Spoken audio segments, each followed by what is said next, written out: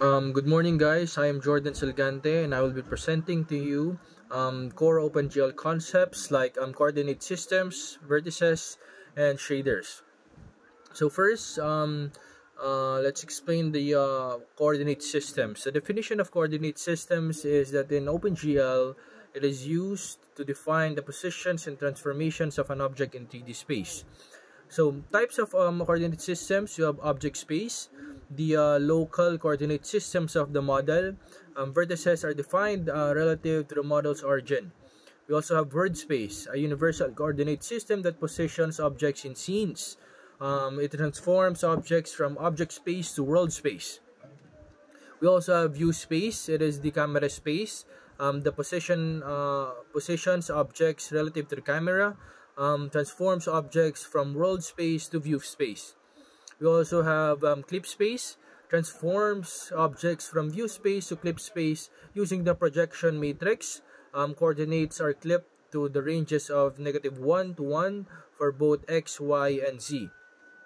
We also have screen space, the final coordinate system where coordinates are mapped to the screen, transforms clip space coordinates to screen coordinates. Then we have the transformation. No? Translation is moving objects along the x, y, and z axis.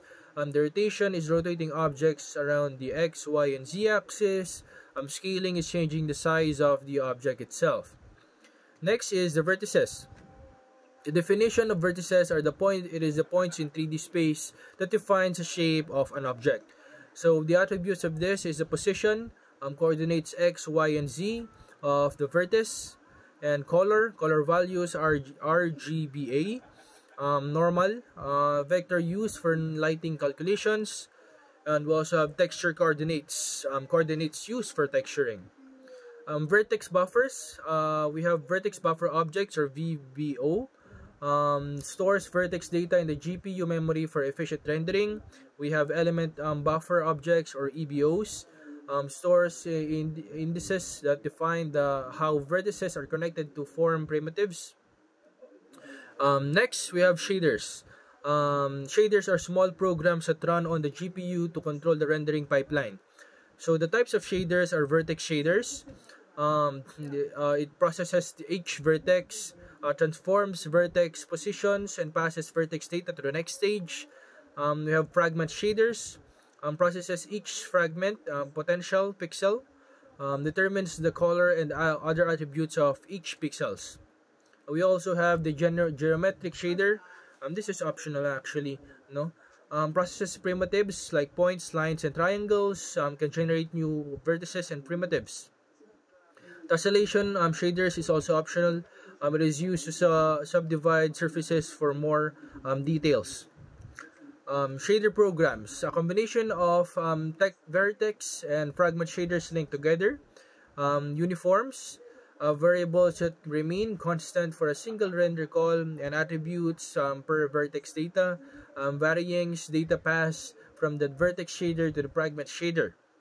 We have the rendering pipeline next. The input assembly gathers vertex data.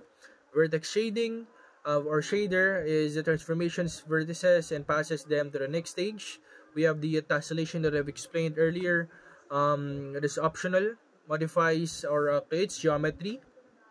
Rasterization, it converts vertices to fragments, and fragment shaders colors fragments. Output merging combines fragments into final image. So the tools and softwares that you can use in this is for OpenGL libraries, GLEW